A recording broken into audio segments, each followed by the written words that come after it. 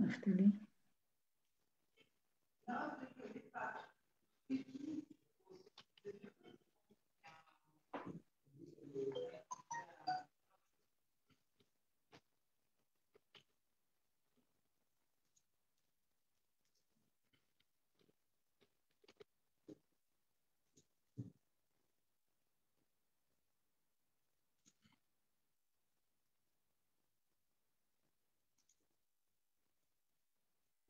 Bonjour, Shavua Tov de Jérusalem, avec une petite minute de retard.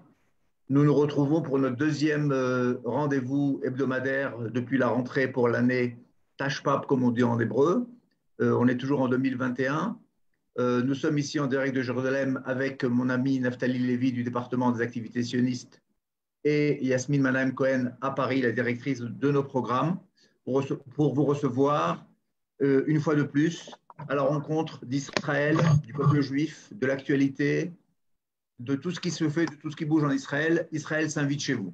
Nous avons le plaisir aujourd'hui de retrouver Dan Lévy que vous connaissez bien, avec qui nous avons terminé la dernière saison à la fin de l'été dernier, qui nous fait découvrir Israël en tant que guide sous un nouvel aspect, en espérant bientôt, et on en parle encore une fois de plus, que les frontières vont s'ouvrir définitivement, on l'espère vraiment dans les jours qui viennent. C'est vraiment une histoire de jours où tout le monde pourra venir en Israël de façon relativement libre, sans d'autres obligations que d'être vacciné.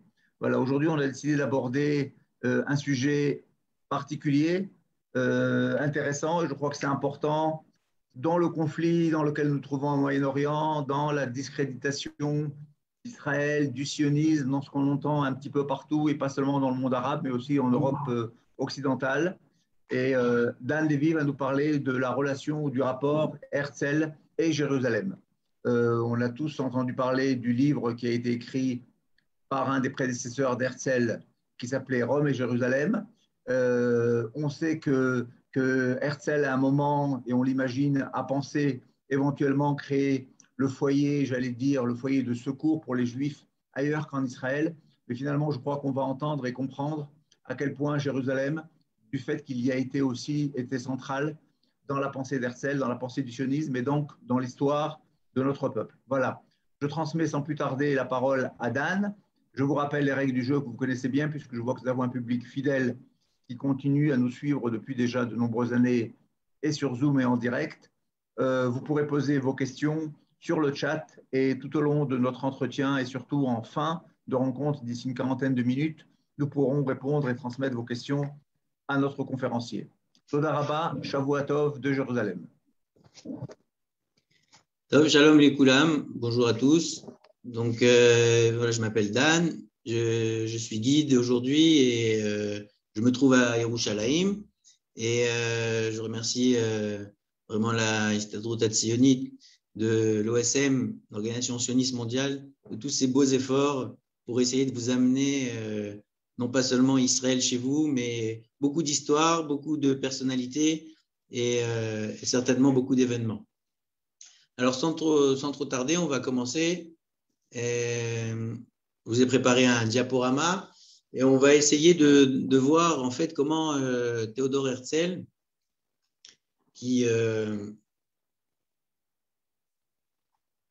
bien entendu était, on va dire, le grand visionnaire qui a essayé et malheureusement qui n'a pas réussi de son vivant, en tout cas, à voir la création de l'État d'Israël, mais qui a tout fait pour essayer de faire en sorte, non pas seulement de créer un pays pour les Juifs, mais également de faire en sorte que dans ce pays, Yerushalayim ait une place assez centrale et que ce soit de façon, on va dire, géographique, mais également de façon viscérale et de faire en sorte que Israël puisse, le peuple juif en tout cas, puisse retrouver sa capitale tant aimée qu'elle a perdu de vue pendant 2000 ans, mais physiquement, mais bien entendu qui était toujours dans les cœurs et qui restait l'objectif à atteindre en tout cas.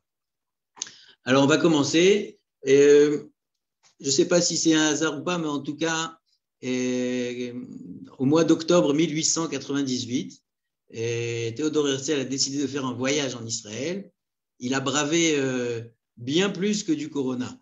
Il a bravé tous les moyens de locomotion de l'époque et il s'est organisé pour venir à l'époque dans le pays qu'on appelait la Palestine pour essayer de venir voir et de faire un tour assez impressionnant dans un seul but, c'est de concrétiser bien entendu son rêve et son projet et essayer de voir comment il pouvait en tout cas le faire avancer.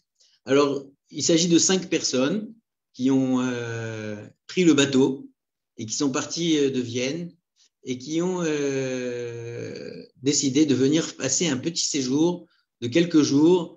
Je ne connais pas exactement le nombre de jours qu'ils ont passé, mais c'est entre 1 semaine et 10 jours.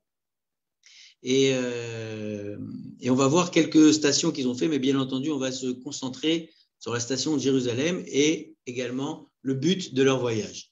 Avant de commencer, on va essayer de revenir sur Théodore Herzl, essayer de comprendre un petit peu qui il est. Et très vite, une petite on va dire introduction sur sa vie. Donc, Théodore Herzl est né à Budapest le 2 mai 1860. Son père, Yaakov, était un banquier et un commerçant, une famille traditionnelle, religieuse. Sa mère s'appelle Jeannette et c'est elle qui est mère au foyer, qui s'occupe de l'éducation de 2 enfants. Les 2 enfants, c'est Théodore et Pauline. Donc, vous les voyez ici, une famille assez aisée quand même. On le voit dans les années donc, du 19e siècle de Budapest.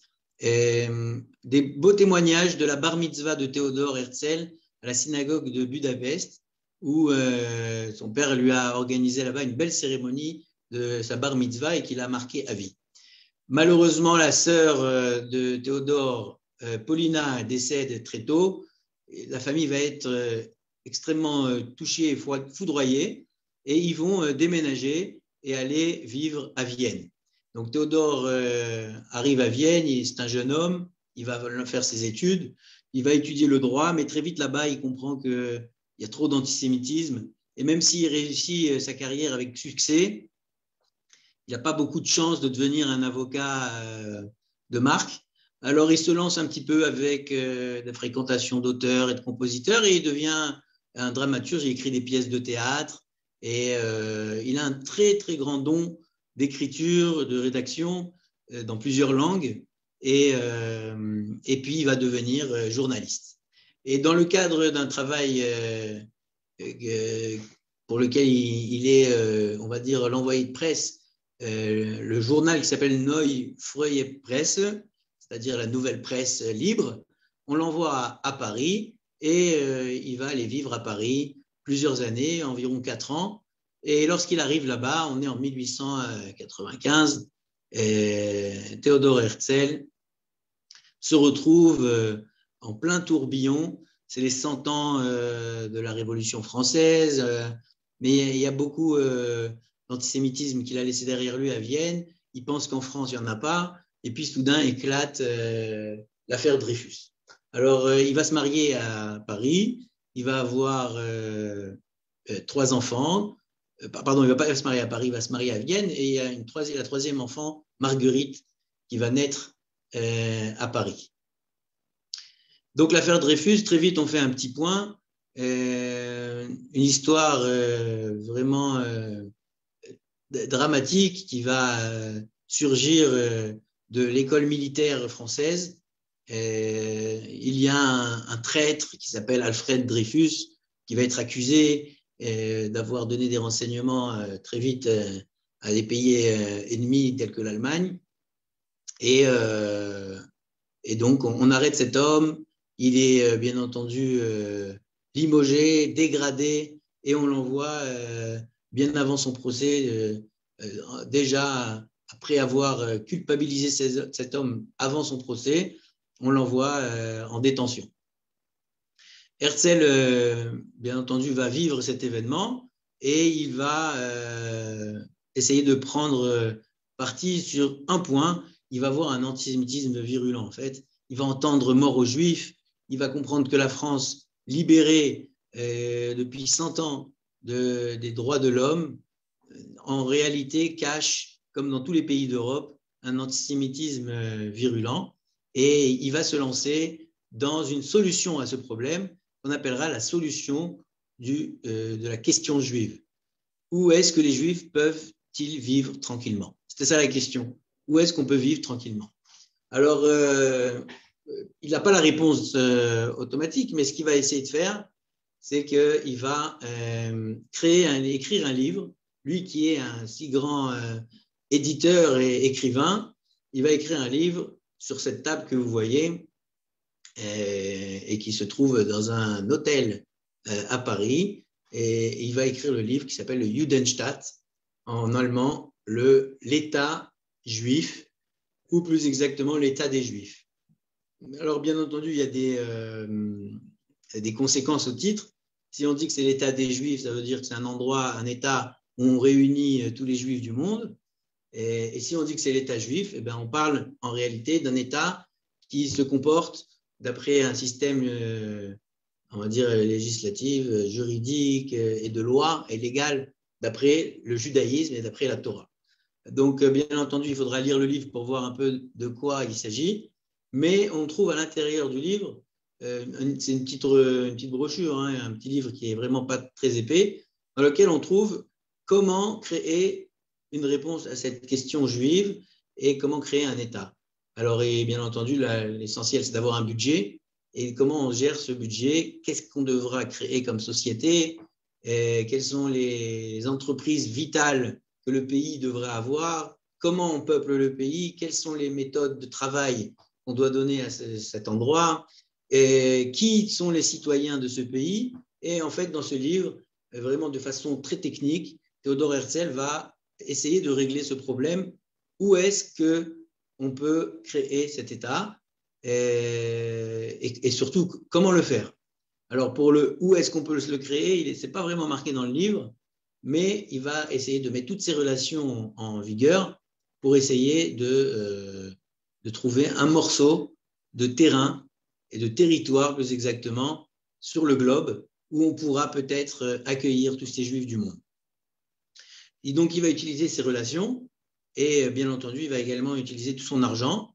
Et c'est comme ça qu'un an après, il va réunir à Bâle le congrès juif sioniste et tous les dirigeants de plus de 16 pays, les dirigeants communautaires juifs, pour venir et essayer de présenter ce livre et présenter son projet. Alors, voilà, vous avez sa citation qui est marquée ici. Si je devais résumer le congrès de Bâle en un mot, ce serait celui-ci. À Bâle, j'ai fondé l'État juif, et si je disais cela aujourd'hui publiquement, un rire universel serait la réponse. Mais peut-être que dans 5 ans ou dans 50 ans, sûrement, tout le monde comprendra quel était mon projet. Donc, Herzl présente son idée, il veut créer un État, et il va utiliser en réalité tous ses ambassadeurs de 16 pays dans le monde pour plusieurs choses. La première des choses, déjà, à titre d'information, pour essayer de prévenir tous les Juifs du projet, les informer, leur montrer qu'il y a un organisme qui va s'en occuper et peut-être même d'essayer de demander leur aide afin de pouvoir contribuer d'un point de vue financier à ce projet. Donc, voilà, vraiment des centaines de personnes qui débarquent, bien entendu essentiellement d'Europe pour un premier temps. Et chaque année, ils vont se réunir à Bâle et essayer de faire un congrès sioniste. Alors, c'est très tardivement que les Juifs d'Afrique du Nord seront conviés au projet, mais ils le seront aussi. Et les dirigeants des communautés juives de Tunisie, du Maroc, d'Égypte vont également participer à ces congrès sionistes. Et il y a vraiment beaucoup de choses assez intéressantes dans des protocoles qui sont écrits chaque année pour voir l'évolution de ce projet. Et bien entendu, Herzl va tisser un portefeuille de connaissances et de relations mondiales. Là, vous avez un petit Sefer Torah qui va être donné en cadeau en 1903 par les Juifs de Vilna et qui vont être donnés à Herzl comme cadeau. Donc, il avait un petit Sefer Torah qui le suivait en déplacement et ça ne va pas le suivre longtemps puisqu'en 1904, Herzl va décéder uniquement 7 ans après avoir lancé son fameux projet. Mais on peut dire que par le savoir-faire qu'il avait, les congrégationnistes ont continué pendant de nombreuses années et même ça continue même jusqu'à l'année dernière, je pense. On a fêté le 38e congressionniste à Jérusalem. Donc, voilà, donc exactement, c'était l'année dernière, je crois, dans les mêmes périodes, puisque c'est les périodes du premier congrès, et beaucoup de décisions ont été prises pour non pas seulement l'immigration, mais également le lien que doit avoir l'État d'Israël aujourd'hui, qui est une grande entité, avec les Juifs qui sont en diaspora et même dans le pays. Alors, vous avez une photo ici de Théodore Herzl qui est sur son balcon à Bâle et qui est sur ce fameux fleuve. Alors, on a réussi à récupérer ce balcon, un morceau en tout cas. Et beaucoup de photos que je vais vous montrer maintenant viennent de l'endroit qui s'appelle le Merkaz Herzl, le centre Herzl, qui nous expose d'abord beaucoup de choses de l'histoire de l'épopée d'Herzl, mais également beaucoup de ses objets personnels qui lui ont servi pendant, on va dire, toute sa carrière dans l'établissement du pays juif. On a également dans cet endroit, dans ce musée, la possibilité de voir le musée a réussi à reconstituer le bureau de Théodore Herzl. Alors, on peut voir que, bien entendu, ce qui est important dans son bureau, c'est ses parents. On voit sa mère, on voit son père, on voit des très beaux cadres, on voit une belle table, des beaux meubles, beaucoup de livres et le plus important, c'est un globe. Le globe terrestre que vous voyez ici, Herzl marquait avec un petit feutre tous les endroits dans lesquels il avait voyagé pour aller rencontrer ses représentants communautaires, mais pas seulement les Juifs de ces pays, mais également les grands du monde, que ce soit le tsar en Russie, que ce soit le Kaiser Guillaume II, qui était responsable, bien entendu, de tout l'Europe et de l'Allemagne, et de Vienne, et de l'Autriche, et également beaucoup de dirigeants. Alors, bien entendu, des gens, après, on peut se poser la question pourquoi il a été les voir. Il a même été voir le pape pour essayer de faire une pression et d'avoir un morceau de territoire. Bien entendu, tout le monde avait dans la ligne de mire le territoire de la terre ancestrale. Et puis plus tard, quand les choses se sont un petit peu corsées, alors Herzl a ouvert d'autres horizons, mais on aura l'occasion de revenir là-dessus tout à l'heure. Sur son bureau, il y a cette fameuse boîte bleue, la fameuse boîte, puisqu'une organisation a été créée qui s'appelle le KKL, dans un des congressionnistes. Et le KKL a été créé pour justement ramasser tout cet argent et tous ces budgets de tous les Juifs du monde, même ne serait-ce que quelques pièces. Ça aidera à l'effort national du regroupement du peuple juif sur sa terre. Et c'est comme ça que, jusqu'à encore aujourd'hui, le KKL œuvre comme étant une des sociétés, on va dire, mères de l'organisation sioniste mondiale pour pouvoir œuvrer et obtenir des budgets et faire des belles choses en Israël, mais également dans les relations avec les Juifs du monde. Des cartes postales, bien entendu, ont été envoyées dans le monde entier. Et ça, vous voyez, c'est des cartes postales qui ont été envoyées aux Juifs du Maroc, de Tunisie et d'Algérie. Et on arrive maintenant au vif du sujet, où une rencontre va avoir lieu. Herzl, en tant que Guillaume II, dit Wilhelm II, le Kaiser, va enfin aller faire un voyage en Palestine pour aller rencontrer Abdul Hamid II, le sultan ottoman. Alors ça va se passer au mois d'octobre 1898. Donc, c'est après le premier congrès juif sioniste. Et là, Herzl se dit, c'est l'occasion que ces deux alliés puissent peut-être plaider ma cause et faire en sorte de se rencontrer, de parler de l'avenir du peuple juif. Alors, ni une ni deux, ce que je vais faire, je vais aller voir Guillaume II. Moi qui suis un ancien viennois, je vais lui demander de toucher un mot à Abdul Hamid et peut-être d'avoir un morceau de territoire en Palestine pour nous, peuple juif. Et donc Guillaume II accepte la demande de Théodore Herzl et il lui dit, écoute, moi je vais le rencontrer, je lui toucherai deux mots, mais ça serait bien que tu sois là aussi pour que je te rende la réponse. Et donc Herzl s'invite en Palestine et ça va être en fait la seule semaine qu'il va passer de sa vie dans ce pays où il va pas faire du tourisme, mais bien entendu il va essayer de lier son voyage à quelques visites pour essayer de voir qu'est-ce qui se passe là-bas dans ce pays. Et il va essayer, bien entendu, d'avoir la réponse. Est-ce qu'on a le droit, de façon légitime, à avoir une reconnaissance sur cette terre?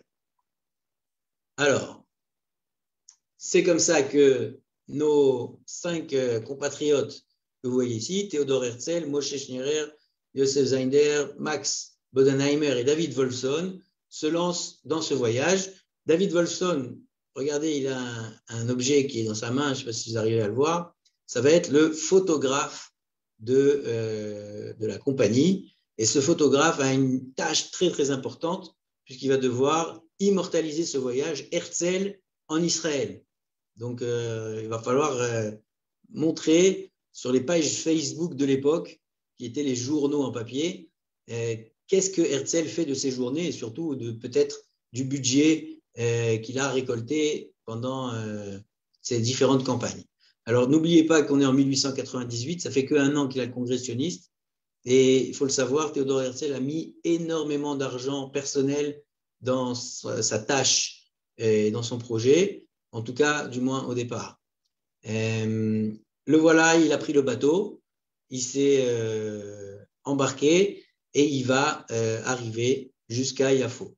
Donc, regardez des belles photos de 1898 dans lesquelles on voit, bien entendu, beaucoup de messages diplomatiques et politiques, certainement, où on voit toutes sortes de personnages qui sont sur le bateau, qui vont aux mêmes directions et qui n'ont aucun problème de poser ensemble. D'accord ? Alors, vous voyez, l'appareil photo est là, donc apparemment, c'est quelqu'un d'autre qui a pris la photo. Ils avaient plusieurs appareils. Et manque de peau pour Théodore Herzl, sur le bateau, il se foule la cheville et ça commence par le pied gauche, comme on dit, à boiter. Alors, il arrive à Yafo, il va débarquer à Yafo, il se rend directement à Mikvé Israël, qui est une petite ferme agricole qui enseigne à des jeunes comment travailler la terre et également, bien entendu, non pas seulement travailler la terre, mais développer un sens de citoyenneté et de responsabilité envers les gens qui sont les propriétaires de la terre.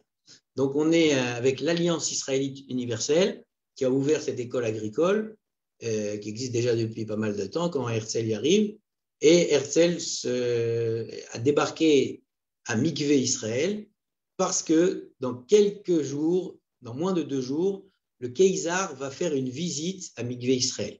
Et là, ce sera l'occasion de le rencontrer pour la première fois et de lui faire signe que Herzl est bien arrivé en terre promise et qu'il n'oublie surtout pas, avec toutes ses préoccupations, la mission spéciale que Herzl lui a demandé, à savoir de toucher un mot à Abdul Hamid. Voilà, donc là-bas, si vous vous rendez à Mikvé Israël, vous pourrez voir une sorte de statue qui évoque la rencontre entre Herzl à droite et le Keizar allemand Guillaume II. Bien entendu, c'est David Wolfson qui va devoir prendre la photo de cette rencontre. Imaginez un petit peu sur la une des journaux de l'époque, et Herzl, le visionnaire de l'État juif et du futur État juif, qui rencontre les grands du monde en Palestine. Donc c'est vraiment, l'article est est déjà bien rédigé. Il ne manque plus que la photo. Et c'est là que David Wolfson va avoir un grand problème, puisque la photo qu'il va prendre, le fameux selfie qu'il va prendre, va rater.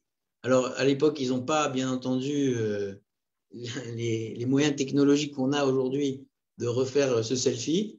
Et après plusieurs heures, lorsqu'il va développer la photo, eh bien voilà, à gauche, ce qu'il en sort, on voit le Kayzar qui est ici, Guillaume II, sur son beau cheval blanc, qui rencontre Herzl, mais Herzl n'est pas du tout dans la prise de vue.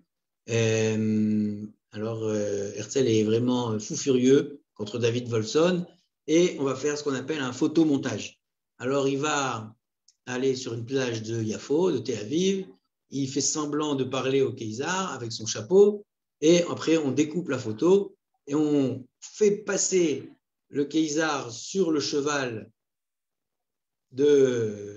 noir ici, et comme ça, on peut coller tout ça, et avec quelques pixels qui sont de l'époque pas très précis, et bien voilà, on a la photo de Herzl qui rencontre le Kayzar et qui lui dit bonjour. Et ce qui est intéressant, c'est en fait l'échange très court qu'il va y avoir entre les deux. Herzl lui dit, ça va, vous avez fait un bon voyage? Et l'autre, il lui répond, bah oui, mais il fait chaud ici, hein. Alors oui, il fait chaud, mais cette terre a besoin d'eau. Voilà, c'était les seules paroles qui se sont échangées entre ces deux personnes. Et rendez-vous maintenant à Jérusalem. Et plus tard, bien entendu, ça va être le vif de notre exposé. Qu'est-ce qui va se passer à Jérusalem avec Herzl? Herzl va mettre les pieds à Jérusalem, c'est énorme pour lui. C'est la concrétisation de toute son éducation juive. Même si lui n'est pas un juif pratiquant et religieux, il a baigné dans cette ambiance avec ses parents. Il allait très souvent à la synagogue. Et on a dit qu'il a fait sa bar mitzvah, il a reçu un sefer Torah, mais aussi un témoignage, à chaque fois qu'il faisait un congrès sioniste, il allait à la synagogue avant pour se recueillir et pour peut-être prier pour avoir une réussite. Alors voilà, on voit son chapeau qui est conservé aujourd'hui dans le centre du Merkaz Herzl à Jérusalem. Ce même chapeau, je vous remonte là, qui tient dans sa main. Voilà, donc Herzl s'est lancé donc dans sa fameuse visite du pays qui a pour but uniquement cette rencontre diplomatique entre les deux hommes. Et entre-temps, il a été à Yafo, Mikvé Israël, Rishon LeZion, Nes Tzionah, Rehovot. Il a vu beaucoup de monde là-bas. Et c'est l'occasion de vous inviter à chercher un petit film de Uriel Feinerman qui explique bien cette épopée et ce voyage que Herzl a fait en quelques jours. Et Herzl arrive à Yerushalayim, c'est un vendredi, et il prend le train. Alors, le train arrive à la gare de Jérusalem, le train part de Yafo, et il arrive à Jérusalem. Alors, comme on est tous encore un petit peu confinés de notre arrivée en Israël, j'ai décidé de vous montrer ces lieux en vrai. Donc, j'ai été vous les filmer. On va les voir. Je vais vous montrer 3 petites choses qui aujourd'hui sont visibles. Voilà, donc nous sommes à la gare qui existe encore aujourd'hui, la gare ferroviaire de Jérusalem. On la voit bien, elle est très très belle. Le bâtiment a été conservé, on peut rentrer. Aujourd'hui, il n'y a plus de train qui arrive de Jaffa, mais à l'époque, voilà à quoi ça ressemblait. Donc ça, c'est une photo des années 1900. 2 ans après que Herzl arrive, on peut voir que le quai est toujours d'actualité, il est toujours présent. Les rails également sont là. Et il n'y a plus de train, mais il y a des restaurants. Il y a des petites gargoulettes, il y a des petits endroits où on peut se recueillir pour passer un moment de détente à 2, à 3, en groupe. On peut faire du sport le matin, on peut faire des petits achats, il y a des petits magasins. C'est un endroit vraiment assez sympathique de détente et c'est un projet que la mairie de Jérusalem a développé il y a quelques années pour essayer de réhabiliter cette gare et lui donner une connexion entre l'histoire et bien entendu la détente. Voilà, donc les gens se retrouvent et vraiment un très bel endroit que je vous conseille d'aller voir à Jérusalem. Il y a beaucoup de spectacles, beaucoup de concerts, beaucoup d'endroits utilisent ce lieu. Alors, qu'est-ce que c'est que cette histoire de train et qui a créé cette gare? Donc, on est dans les années du 19e siècle où, en fait, la présence ottomane a besoin de développer les infrastructures qui se passent dans le Moyen-Orient. Et la chose la plus importante, c'est d'arriver à la Mecque en tant qu'un bon musulman. Et donc, les réseaux ferroviaires vont être complètement développés dans le Moyen-Orient. Et Jérusalem est une station de ces réseaux ferroviaires. Et alors, il y avait plusieurs destinations. Il y avait un réseau qui décernait toute la côte maritime du pays, appelée de l'époque la Palestine, et également des réseaux perpendiculaires qui allaient jusqu'à la Mecque. Et donc, Jérusalem était une des stations du réseau. Et Théodore Herzl, après 3 heures de voyage, en ce fameux vendredi, va débarquer dans notre belle gare de Jérusalem, le pied foulé, et c'est déjà Shabbat. C'est déjà Shabbat, et il doit aller à l'hôtel, et l'hôtel se trouve à 2 km, à Davidka, pour celui qui connaît Jérusalem. 2 km, marcher, impossible, avec un pied foulé. Herzl essaye de trouver un moyen de locomotion, mais là, tout son équipage lui dit « Non, tu ne vas pas faire ça, on est à Jérusalem.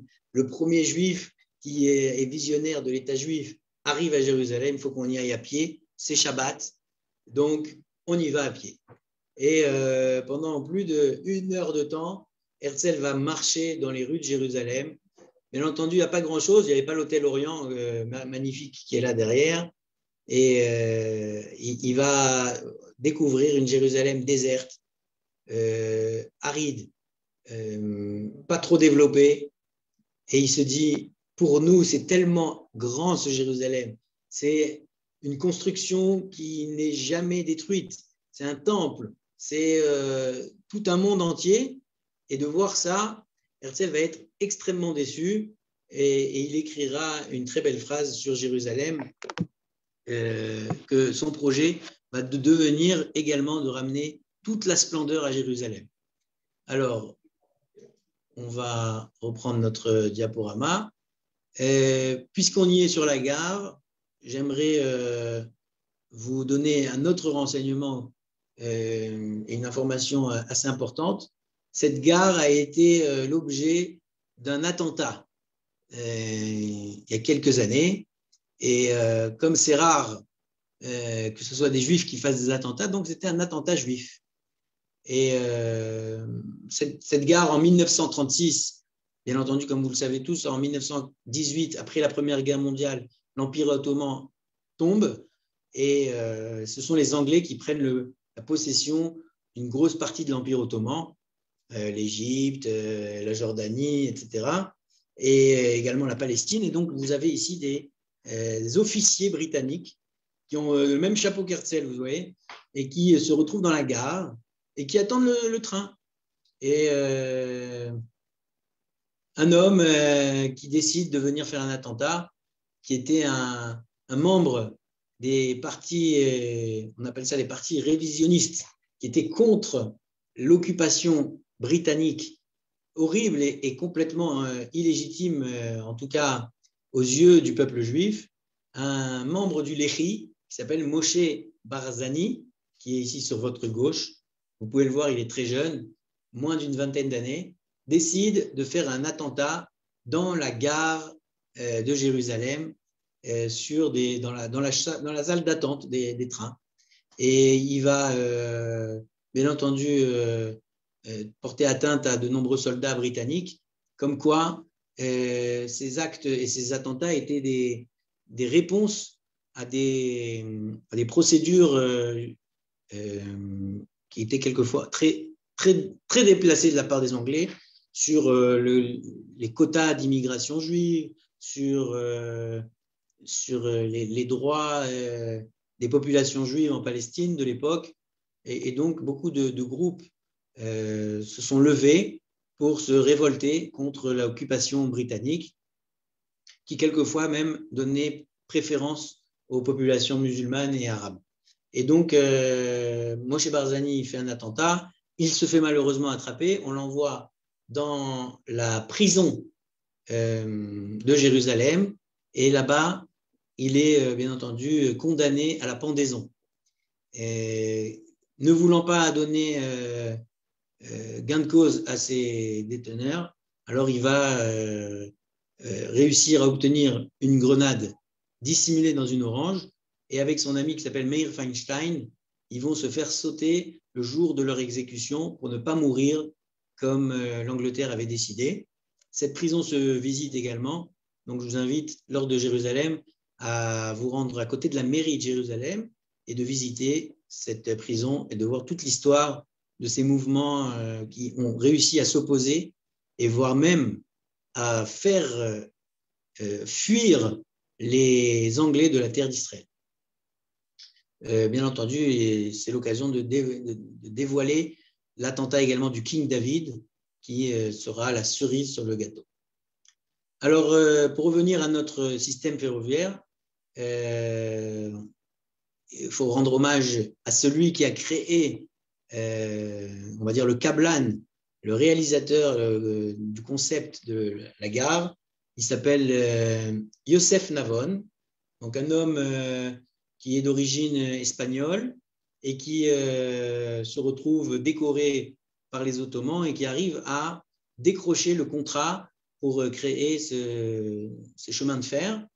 Donc, Yosef Navon va être le père de Yitzhak Navon.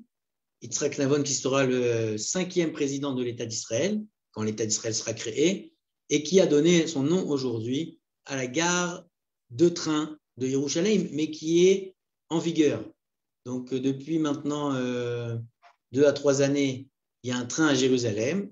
Ce n'est pas les mêmes, bien entendu, le même parcours qu'il y avait à l'époque de Herzl et de Yosef Navon, mais c'est un autre parcours qui va beaucoup plus vite. Et par rapport à 3h50 de trajet à l'époque d'Herzl, eh bien, vous pouvez maintenant, en moins de 27 minutes, vous rendre de Tel Aviv à Jérusalem. Au mariage de Yitzhak Navon, vous avez Ben Gurion avec une kippa. C'est une photo qui est très rare et c'est beau de voir comment ces dirigeants, même si tout au long de la journée et de l'histoire, on les entend comme étant des gens non religieux, eh bien, on voit comment ils savent respecter et donner toute l'importance au Tanakh, à la religion ou à quelques symboles, en tout cas, de l'histoire juive. Mais en tout cas, c'est unanime. À Yerushalayim, tout le monde donne son intérêt, son attachement et son amour. Voilà, Herzl se fait photographier à Jérusalem. Alors, bien entendu, comme je vous le disais, la première nuit, il arrive dans un endroit qui est un hôtel. C'est l'hôtel Kaminz, qui se trouve à la rue Nevi'im, à côté de Davidka. Il arrive assez tard le soir et là, on lui dit « Ah ben désolé, vous n'êtes pas venu à l'heure prendre votre chambre. » Donc, votre chambre, elle est prise et occupée par des soldats qui accompagnent le Kaiser allemand. Et il vous reste la table de billard pour passer la nuit. Et donc, Herzl va passer sa nuit sur la table de billard de l'hôtel avec un pied foulé. Il n'en peut plus, il est à bout de souffle, il n'a rien mangé. Et là, il dit « Je ne trouverai pas ma solution dans le luxe. » Et le lendemain, pendant le Shabbat, il décide d'aller voir un ami qu'on lui a conseillé et qui se trouve dans le quartier de Mamila. Donc, Herzl va aller à Mamila, le quartier Mamila, et il va chez la famille Stern. Alors, on va faire un petit tour de Mamila, puisque ça existe aujourd'hui, et on va essayer de vous montrer en image qu'est-ce que Mamila à l'époque et aujourd'hui. On a la chance à Mamila de voir les deux époques. C'est-à-dire que vous pouvez voir des choses qui étaient à l'époque de Herzl, mais également des choses d'aujourd'hui, des années 2010. Et donc, je vous présente la famille Stern qui habite dans cette maison, qui a été totalement reconstituée et reconstruite à un autre endroit, à quelques mètres de l'endroit où elle était. Celui qui se balade à Mamilla, il pourra observer qu'en fait, il y a des numéros sur des pierres, et ces numéros sont en réalité la possibilité de refaire le Lego, de refaire la structure et la charpente de la maison. Voilà, on voit la vieille ville de Jérusalem, les murailles, et ces numéros nous permettent donc, ou plutôt vont permettre à créer un boulevard qui associera le côté moderne, les bâtiments que vous voyez ici, aux bâtiments anciens. Alors, Herzl, bien entendu, se fait photographier avec la famille Stern. Voilà le quartier de Mamilla. Aujourd'hui, c'est un grand boulevard. Vous entrez dans cette rue et là, soudain, vous êtes accueillis par des bâtiments modernes, mais également des vieux bâtiments qui ont plus d'une centaine d'années et qui sont des maisons juives qui appartenaient à des familles qui vivaient à Jérusalem. Alors, c'est très important de comprendre où se trouve Mamilla. Parce qu'en 1898, quand Herzl arrive, c'est un simple quartier juif, mais avec l'histoire, le quartier de Mamilla va se retrouver dans une position géopolitique très compliquée. En 1948, lorsque l'État d'Israël va être créé, et suite à la guerre d'indépendance qui va avoir lieu, eh bien, le quartier de Mamilla, qui se trouve exactement ici, se trouve être sur la frontière de cessez-le-feu entre la Jordanie et Israël. Donc, nous avons, comme vous le savez tous, la vieille ville a été prise par les Jordaniens, mais également toute la Cisjordanie. Et les Jordaniens vont chasser les Juifs de la vieille ville, du quartier juif, et vont les envoyer derrière la ligne du cessez-le-feu vers ce qu'on appelle la Jérusalem-Ouest.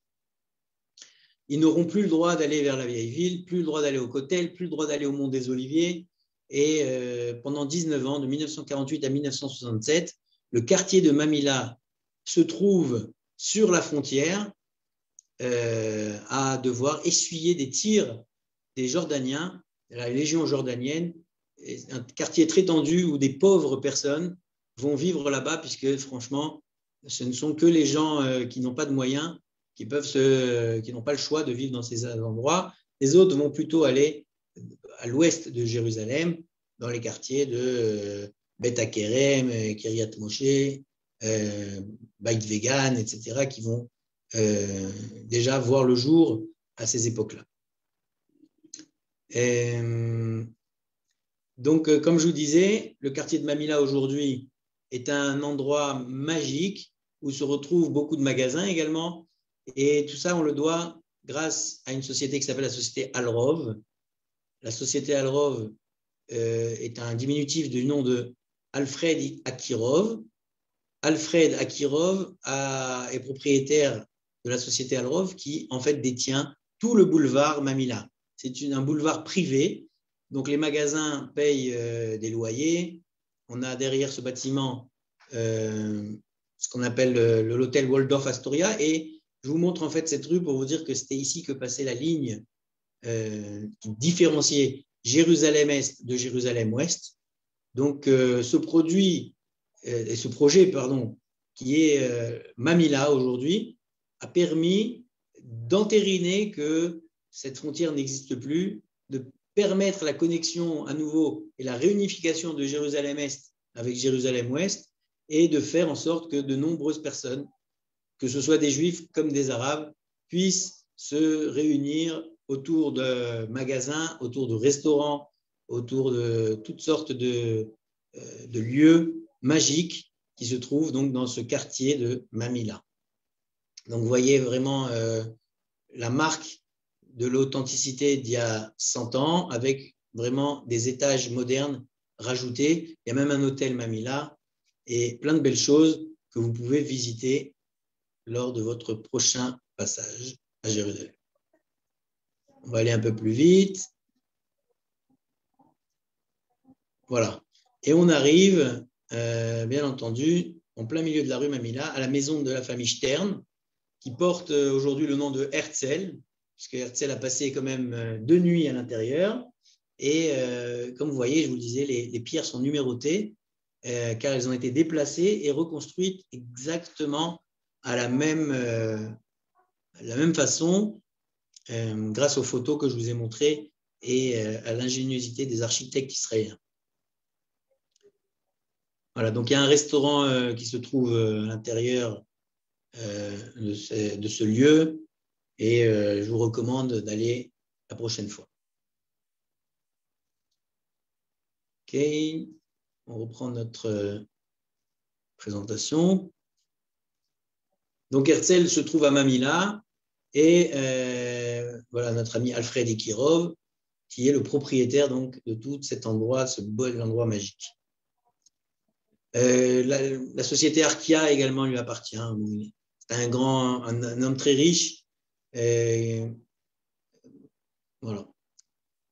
Très bien. La troisième étape dans son voyage de Jérusalem, Herzl va aller, on voit le mont des Oliviers qui est derrière, il va aller au camp où se trouve le sultan et bien entendu d'aller voir le Khaïsar pour essayer de comprendre avec lui s'il a parlé de ce projet. Donc voilà, la délégation du Khaïsar devant la tente du sultan. Herzl arrive, il a une audience auprès du Khaïsar qui lui dit « Écoute, j'en ai touché quelques mots, il faudra suivre le cours de ces opérations et on reste en contact. » Et donc Herzl comprend très vite que en fait, son voyage ne va pas beaucoup servir et il se retrouve en train de réfléchir à une autre piste. Le sultan s'en va et bien entendu, il ne compte pas laisser un territoire aux Juifs, en tout cas pas en 1898. Herzl retourne chez lui, il se met à sa plume et il va écrire un livre qui sera ce qu'on appelle le livre Alt-Neuland, plutôt exactement un roman, une sorte de rêve. Un jour viendra, on pourra créer ce vieux nouveau pays, à l'image de Mamila, où on peut voir les racines du peuple juif ancestral, mais également la nouveauté, le modernisme, faire en sorte que Jérusalem retrouve sa splendeur, comme je vous disais tout à l'heure. Et Théodore Herzl écrit cette pièce de théâtre. Il va parler beaucoup de sa sœur à l'intérieur, le vieux nouveau pays. Lorsque la ville de Tel Aviv prendra jour, en 1904, eh bien, elle portera le nom de Tel Aviv, car c'est inspiré de ce livre-là et du titre de ce livre. Tel Aviv réunit en fait dans son côté étymologique, Tel, c'est une colline archéologique, le passé, Aviv, le printemps, la nouveauté, le renouveau, et donc Alt-Neuland, la nouvelle terre. Donc Tel Aviv est censé être créé et donner un nouveau relan d'installation du peuple juif sur sa terre. Donc on va bientôt terminer et la dernière séquence que je voulais vous montrer, on ne peut pas parler de Herzl à Yerushalayim sans évoquer le mont Herzl. Donc Herzl décède le 3 juillet 1904. Il se fait enterrer à Vienne avec ses parents, Jacob et Jeannette. Ça, c'est le caveau, on va dire, de la famille Herzl. Et donc, leur fils, Théodore, qui est enterré le 3 juillet 1904. Et une semaine avant de mourir, Herzl va écrire un testament dans lequel il demandera d'être enterré à Jérusalem. De par son attachement, il dira, si un jour vous arrivez à créer ce merveilleux pays ancien et nouveau, faites en sorte que je puisse venir et je sais qu'un jour vous y arriverez, peut-être dans 5 ans ou tout simplement peut-être dans 50 ans, mais je sais que vous y arriverez. Et donc 50 ans après, en 1948, nous réussissons on va dire, à créer l'État d'Israël. Et bien entendu, une des premières choses que David Ben Gurion va faire, il va amener les ossements de Herzl dans le pays juif récent, créé. Donc, on a quelques images. Je vais vous montrer ça.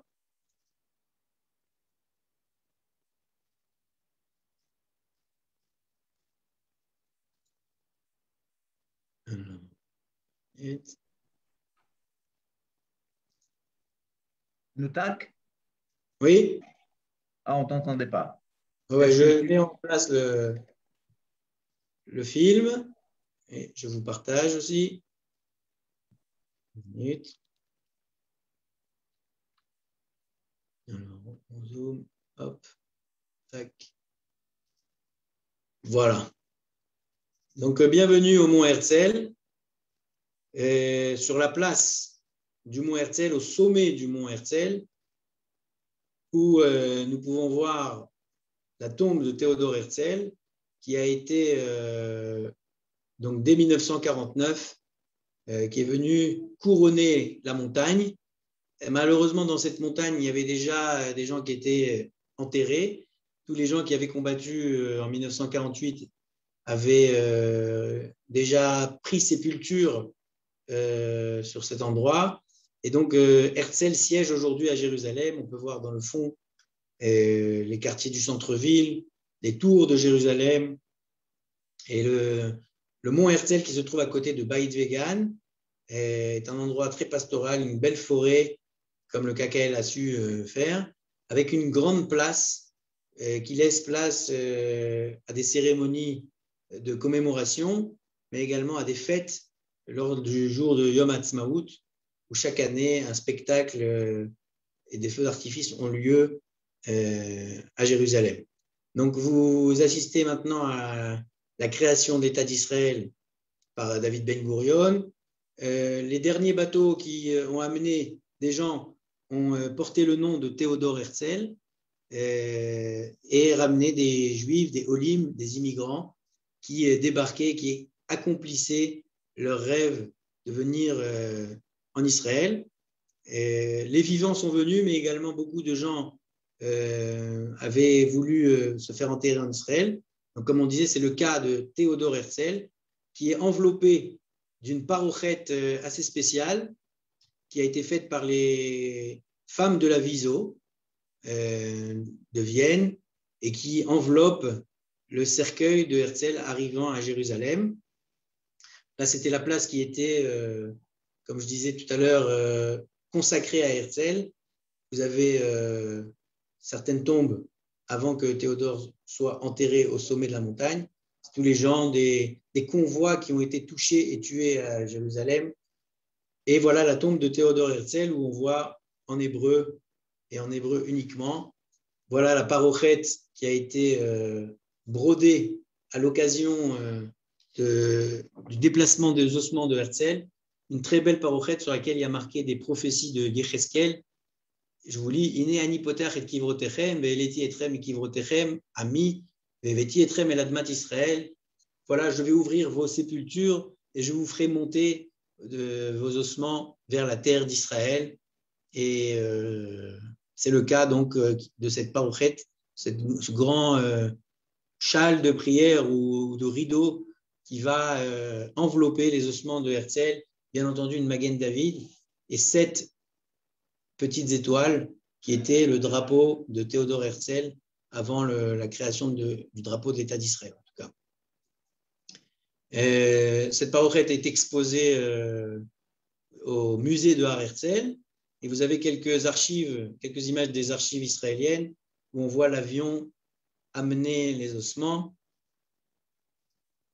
et bien entendu l'armée Tzahal qui va faire un grand respect aux ossements de Herzl pour les amener de Tel Aviv, de l'aéroport Ben Gurion, à Jérusalem pour réenterrer Théodore Herzl dans la ville qu'il a tant aimée, qu'il a visitée et qu'il avait dans son cœur tout au long de son projet. Alors c'est très important puisqu'il y a beaucoup de polémiques sur le sujet de la proposition de l'Ouganda. à un moment donné suite au refus des Ottomans. Et Théodore Herzl a eu une option qui s'est envisagée de la part des Anglais de faire le pays en Ouganda. Et en ayant bravé le congrès sioniste qui était assez, on va dire, hostile à cette offre, eh bien, Théodore Herzl a crié « Im eshkachech Yerushalayim ». Il n'y avait pas lieu d'oublier Yerushalayim. Ce n'était qu'une possibilité momentanée, en tout cas comme projet. Il y a même qui disent que c'était une sorte de stratagème pour pouvoir faire accepter aux Anglais et à l'opinion internationale qu'il faut quelque chose pour les Juifs et que momentanément, l'Ouganda fait l'affaire, mais peut-être que un jour ou l'autre, on arrivera à Jérusalem, car ce sont notre but et notre raison de vivre. En tout cas, Herzl a décédé après cette proposition d'Ouganda. Beaucoup pensent qu'il a été très touché de l'échec, en tout cas politique, de son association, bien que un élan avait été lancé et que la machine était lancée pour pouvoir arriver quelques années plus tard à la création de l'État d'Israël. Voilà donc sur le mont Herzl, les gens qui sont venus et qui ont amené de la terre de chaque endroit d'Israël pour pouvoir affirmer que Herzl était le visionnaire de l'État juif. Donc chacun jette son petit sac. Une méthode qui avait malheureusement très courante, qui a été également utilisée avec Edmond de Rothschild quand il a été enterré. Voilà, des milliers de gens sont venus rendre hommage et vraiment un respect assez fort de cet événement. Alors vous avez, pour terminer, sur une belle touche, voilà ce que ça ressemble, une fête de Yom Ha'atzmaut en Israël sur le mont Herzl, devant la tombe de Herzl qui se trouve ici.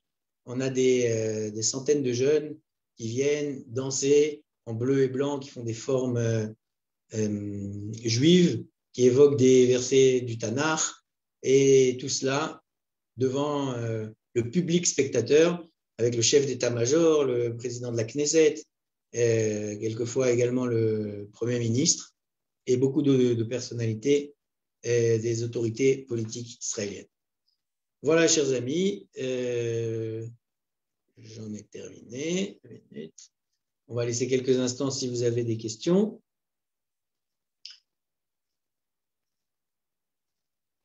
Et pour terminer, avant que vous prépariez vos questions, une des personnalités qui a fait l'oraison funèbre de Herzl s'appelle le Rav Kook, et se servant un peu de cette image, alors il a décrit que la période de Herzl était comme une période telle que le Mashiach ben Yosef, c'est la période où une préparation à l'annonciation du Mashiach, le Mashiach ben David.